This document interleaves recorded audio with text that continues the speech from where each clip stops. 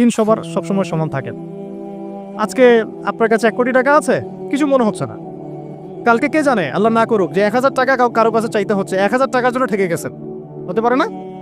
তো রিজিককে মানুষ তাজিম না করলে রিজিক দূরে চলে যায়। দুটো বিষয় খেয়াল রাখবেন, দুটো বিষয়। এক হচ্ছে মাঝে মাঝে মনের মধ্যে কিছু আমল করার ইচ্ছা আসে না? মনে হলো যে আচ্ছা একটু 10 আয়াত পড়ি, মনে হয় না মাঝে মাঝে এমন মনে হয় না? ওই সময় এই যে মনের মধ্যে যে এই ইরাদাটা জাগ্রত হওয়া, এটাকে আমরা বলি ওয়ারিদ। অন্য ভাষায় আপনি বলতে পারেন মেহমান। কি বলতে পারেন? এটা আল্লাহর পক্ষ থেকে আপনার কলবের মধ্যে মেহমান হিসেবে এসেছে। এখন আপনি যদি আমলটা করেন, সেই মেহমান বারবার আপনার কলবে আসবে। যদি আপনি ওই সময় আমলটা না করেন, মেহমান চলে যাবে। মেহমান অসম্মানিত হলে পরে আর আসবে না। একইভাবে রিজিক আল্লাহ পাক দিয়েছেন, এর তাজিম যদি করতে পারেন রিজিক বেশি আসবে। রিজিকের তাজিম সম্মান করতে না পারলে রিজিক আসবে না, বেশি কমে যাবে। উসমান রাদিয়াল্লাহু আনহু সবচেয়ে ধনী ছিলেন না? কেন জানেন? কেন? এটা কি জানেন কেন ধনী ছিলেন? একে তো তিনি প্রচুর দান সদকা করতেন, এটা তো আপনারা জানেনই। আরেকটা জিনিস অনেকে জানে না, তিনি উটের পিঠে বসেছিলেন, কিছু একটা খাচ্ছিলেন, এই 2-1টা দানা পড়ে গেছে নিচে। উটের পিঠ থেকে নেমেছেন, নেমে সেই দানা উঠিয়েছেন, পরিষ্কার করেছেন, ধুয়েছেন, আবার খেয়েছেন। তার এই 2-4টা দানার কোনো কিন্তু মানে পরোয়া না করলেও চলে। তার প্রচুর অর্থ সম্পদ আছে। এত অর্থ সম্পদ যে তাবুক যুদ্ধের দিন 30,000 সেনাবাহিনীর দায়িত্ব নিয়েছেন। 30,000 সেনাবাহিনীর দায়িত্ব নিয়েছেন। সেনাবাহিনী যাবে, থাকবে, খাবে, তাঁবু টাঙাবে, সব দায়িত্ব তার। 30,000 সেনাবাহিনীর দায়িত্ব নেওয়া কি চারটাখানি কথা? তো এই সাহাবী এই কয়েকটা খাবারের দানা উঠিয়ে খেলেন। নবী সাল্লাল্লাহু আলাইহি ওয়াসাল্লাম বলেছিলেন যে তোমাকে আল্লাহ পাক রিজিক বাড়িয়ে দিবেন না কেন? তুমি রিজিকের যে তাজিম, যে সম্মান তুমি করো, এর বদৌলতে আল্লাহ পাক তোমাকে বেহিসাব রিজিক দিবেন। দুইটা বিষয় খেয়াল রাখবো। আমলের মেহমান হৃদয়ের মধ্যে আসলে তাকে ফিরায় না দেওয়া, তাহলে সেই মেহমান কিন্তু আর আসবে না। মেহমানকে মূল্যায়ন করলে মেহমান বারবার আসবে ইনশাআল্লাহ। আর রিজিকের তাজিম না করলে রিজিক কিন্তু আপনার ঘরে বেশি বেশি আসবে না। এমনি তো হারামের যুগ, এমনি সুদের যুগ, এমনি ঘুষের যুগ। অলমোস্ট এভরি ফ্যামিলি সুদখোর এখন, অলমোস্ট এভরি ফ্যামিলি। মেয়েরা স্পেশালি যারা শাশুড়ি টাইপের, আপনারা মাইন্ড করেন না, তাদের সাইকোলজি যে এতই নিচে নেমে গেছে এখন যে আমার মেয়ে জাহান্নামে যায় যাক।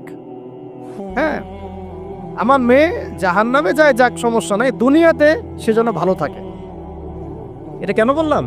একটা সুদখোরের ঘরে তুলে দিতে সে দ্বিধাবোধ করতেছে না, একটা দুর্নীতিবাজের ঘরে তুলে দিতে দ্বিধাবোধ করতেছে না, একটা ঘুষখোরের ঘরে তুলতে দ্বিধাবোধ করতেছে না, একটা মানে কি বলবো মাদক সেবী, ড্রাগ অ্যাডিক্টেড, বা এই যে আর কি বলবো ফাসেক জালেম, এই ধরনের ঘরে উঠাই দিতেও সে দ্বিধাবোধ করছে না। 5তলা বাড়ি চাই আমার মেয়ে 5তলা বাড়ি থেকে সুখে থাকবে। এই যে সুখের ডেফিনেশন এখানে দিয়েছেন আপনারা।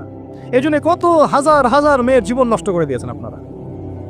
আমার কথা মাইন্ড করে না, হাজার হাজার মেয়ের জীবন মায়েরা নষ্ট করে দিয়েছে, শুধুমাত্র মেয়েদের দুনিয়াবি সুখ এর সংজ্ঞাটা বুঝতে ভুল করার কারণে।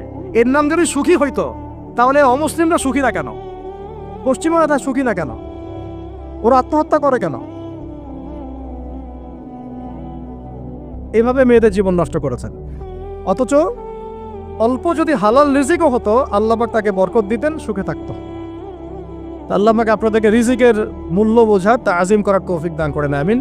অনেক ভিতরে ভিতরে চলে যাচ্ছে আমি, সময় আমাদের হাতে আরো শর্ট হয়ে আসতেছে। তো এখানে একটা কথা বলে দিব যে রিজিকের প্রসঙ্গ যেহেতু আসছে, যে হালাল খেতে হবে আমাদেরকে, হারামের দ্বারস্থ হওয়া যাবে না। আপনার স্বামী যদি হারাম খায়, আপনি স্বামীকে বুঝান, তাকে ওই চাকরি ছেড়ে দিতে আপনি উৎসাহিত করেন। আমি আপনাদেরকে একটা অনেস্টির সাথে একটা কথা বলি, যত এই যে প্রশাসনে যত ঘুষখোর আছে, ঠিক আছে, যত দুর্নীতিবাজ আছে, যত মাদক সেবী আছে, মাদকের ব্যবসায়ী আছে, যত সুদখোর আছে, এরা সবাই কেন এই খারাপ কাজগুলো করে জানেন? তার স্ত্রীকে ভালো রাখার জন্যে, তার মাকে ভালো রাখার জন্যে, তার সন্তানদেরকে ভালো রাখার জন্য। তাহলে স্ত্রী হিসেবে, সন্তান হিসেবে, মেয়ে হিসেবে আপনি বলবেন যে আমাদের এইসব ভালোর দরকার নাই আব্বু। হে আমার প্রিয় স্বামী, আমার এসব ভালোর দরকার নাই। হে আমার ছেলে, আমার এসব ভালোর দরকার নাই, তুই হালাল পথে থাক, ওইখানে তুই আমাকে ডাল ভাত খাওয়া, আমি খুশি আছি। এইভাবে আপনারা তাদেরকে মোটিভেট করেন। দেখবেন সমাজে হারাম কমে গেছে ইনশাআল্লাহ। আর হারাম খাওয়া এই ছেলে মেয়েগুলোও কিন্তু মানুষ হবে না। হারাম খাওয়া যে ছেলে মেয়েগুলো রক্ত মাংস করে উঠছে, এরাও কিন্তু মানুষ হবে না। আল্লাহ পাক আমাদেরকে হালাল খাওয়ার তৌফিক দান করেন, এবং এই হালালের জন্য আপনাদের ভূমিকা অনেক বেশি। আমরা উত্তরবঙ্গ সহ দেশের বিভিন্ন জায়গায় সফর করে যেটা দেখেছি, যত সুদী এনজিও আছে না, এনজিওগুলোর মধ্যে মহিলাদের নামই বেশি। জানেন, মহিলাদের নাম বেশি সুদী এনজিওতে। তো এই দাওয়াতগুলো আমরা মা বোনদেরকে দিতে চাই যে কোন অবস্থাতে যেন হারাম রিজিকের দিকে আপনারা না ধাবিত হন, এবং রিজিকে তাজিম করেন, পরিবারের মধ্যে হৃদ্যতা ভালোবাসা বজায় রাখেন, একে অপরকে বিশ্বাস, সম্মান এবং শ্রদ্ধা করেন। ইনশাআল্লাহ তাআলা আপনাদের পরিবারও সুখী হবে, রিজিকও সুন্দর হবে এবং রিজিকে বরকত হবে ইনশাআল্লাহ। এরপরে আমি দু একটা পয়েন্ট নোট করেছি, বলে শেষ করে দিচ্ছি যে এটা স্পেশালি আমি আমাদের ওইসব দিনই বোনদেরকে বলতে চাচ্ছি যে বোনেরা এখনো বিয়ে শাদী করেন নাই। সেটা হচ্ছে যে বিয়ে করার আগেই দিনের বেসিক লেখাপড়া শেষ করেন। এত পাগল হওয়ার দরকার নেই। চরিত্র হেফাজত হচ্ছে না, রোজা রাখেন। ঠিক আছে, দিনই পড়াশোনা আগে শেষ না করে বিয়ে করতে যায় না। বহু আলেমা যারা মাদ্রাসা লাইনের ছাত্রী ছিল, দিনই পড়াশোনা শেষ না করে বিয়ে পিড়িতে বসার কারণে কেরিয়ার ধ্বংস হয়ে গেছে। বিয়ে পরে করেন, আগে তুলনামূলক পড়াশোনাটাকে শেষ করে নেন। তুলনামূলক পড়াশোনা শেষ করতে 18 থেকে 20 বছর বেশি লাগে না। যদি আপনি শুরু থেকে শুরু করেন, একদম 18 থেকে 20 বছর হতে হতে আপনার পড়াশোনা মোটামুটি শেষ হয়ে যাবে। আর যে সাবজেক্টগুলো বললাম আমি, ওইগুলোই বেসিক পড়াশোনা। এখন এটা হয়তো সবার ভাগ্যে নসিব নাও হতে পারে, সেক্ষেত্রে বিকল্প অপশন আমরা যাব। কিন্তু আগে মূলনীতি হচ্ছে একটা লেভেল পর্যন্ত পড়াশোনা করার পরেই বিয়ে করেন, কারণ বিয়ের পরে আপনার যত রেসপন্সিবিলিটি আসবে, এটা তখন পড়াশোনা মেনটেন করা এতটাও সহজ না, প্রায় অসম্ভবের পর্যায়ে পড়ে যায়। আর দু একটা বাচ্চা কাচ্চা হয়ে গেলে তো তখন আর কোনো কথাই নাই। তাহলে আপনারা কি আমাদেরকে আয়েশা রাদিয়াল্লাহু আনহার মতো একটা প্রজন্ম দিতে পারবেন না? যদি এটা আপনাদের উদ্দেশ্য হয়, সেক্ষেত্রে কি পড়াশোনা শুরু থেকে করা উচিত না? এখন এই সুযোগটা আমাদের সব বন্ধুদের সামনে হয়তো থাকে না, এই জন্য আমরা বললাম যে বিকল্প অপশনগুলোতে আপনারা দিন শেখার চেষ্টা করেন। আর এরপরে যখন বিয়ে করবেন, পড়াশোনা মোটামুটি শেষ হয়েছে, বিয়ে করবেন, এখন 18-20 বছর বয়স হয়ে গেছে, এখন আল্লাহর ওয়াস্তে দুনিয়াবি বিষয়কে সর্বোচ্চ অগ্রাধিকার দিয়েন না। আজীবন পস্তাবেন, এবং একবার পস্তানো শুরু করলে এই পস্তানো আজীবনও শেষ হবে। তখন মেইল করে মেসেজ করে লাভ হবে না, কারণ আপনি বিয়ের আগে দিনকে প্রাধান্য দেন নাই, বরং দুনিয়াকে প্রাধান্য দিয়েছিলেন।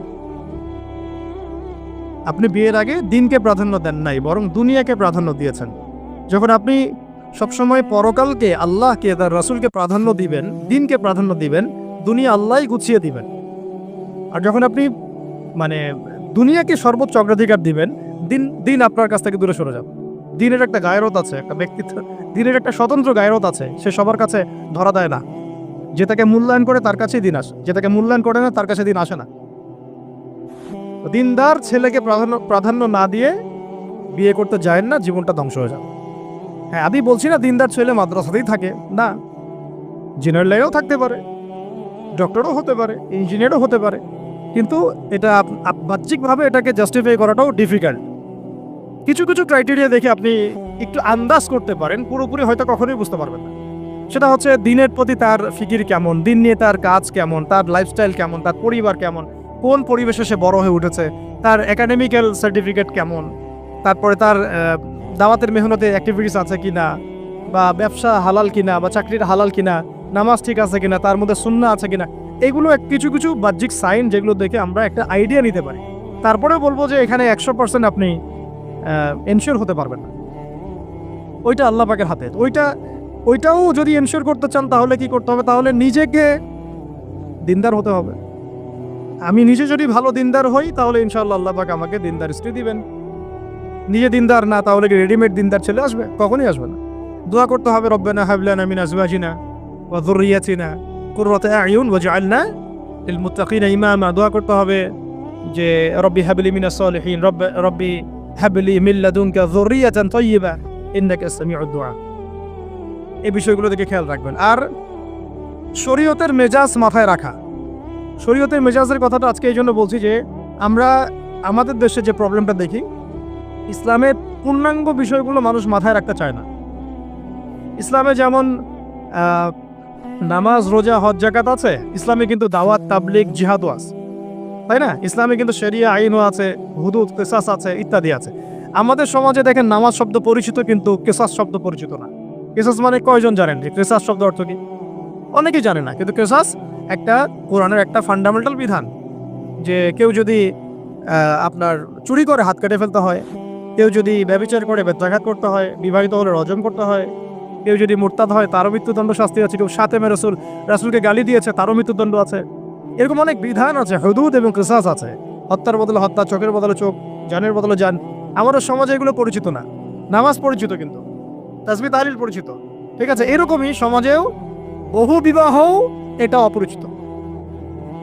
হ্যাঁ, আপনি একটা বিয়ে করে বাইরে 4টা 5টা 6টা মেয়ের সাথে খারাপ সম্পর্ক করলে সমাজ এটাকে প্রমোট করে, এটাকে কাছে আসার গল্প নাম দেয় আর। কিন্তু একটা মেয়ের পুরো জীবনের রেসপন্সিবিলিটি আপনি নেবেন হালালভাবে, তখন সমাজ আপনাকে বাঁকা চোখে দেখবে এবং বিতর্কিত করবে। তা আমরা এখনো ওই ইসলামের ওই মেজাজে যাইতে পারি নাই। আমার মেয়েকে বড় করার সময় এটা তার মাথায় ছোট থেকে দেওয়া উচিত যে হ্যাঁ, ইসলামে কিন্তু বহু বিবাহের ব্যাপারও আছে, ওকে ওইভাবেই ওই মেজাজেই বড় করা উচিত। এখানে আরেকটা প্রশ্ন আসতে পারে যে এটা তো ঐচ্ছিক। অবশ্যই ঐচ্ছিক, কেউ চাইলে করতে পারে, কেউ চাইলে নাও করতে পারে, সবার উপর এটা ফরজ না, কখনোই না। এবং এটাকে আমরা বড় বড় স্কেলে এটাই সুন্নত এটাও বলতে পারবো না। ওইটা একটা নির্দিষ্ট প্রেক্ষাপটে অ্যাপ্লাই করার বিষয় ছিল। যেমন উহুদের যুদ্ধ হয়ে গেছে, অনেক মেয়ে এতিম হয়ে গেছে, এখন এই মেয়েগুলো দায়িত্ব কে নিবে? বহু বিবাহের ব্যাপারটাতে আসলো তখন সূরা নিসার আয়াত যে তোমরা এখন পছন্দ হলে মাসনা সুলাসা রুবা করতে পারো। এটা কাউকে ফরজ করা হয় নাই, কারো উপরে ফরজ করা হয় নাই, যার সামর্থ্য আছে তোমরা করতে পারো। খালাস, ওই মেয়েগুলোর দায়িত্ব নিয়ে নেওয়া হলো রাষ্ট্রীয়ভাবে।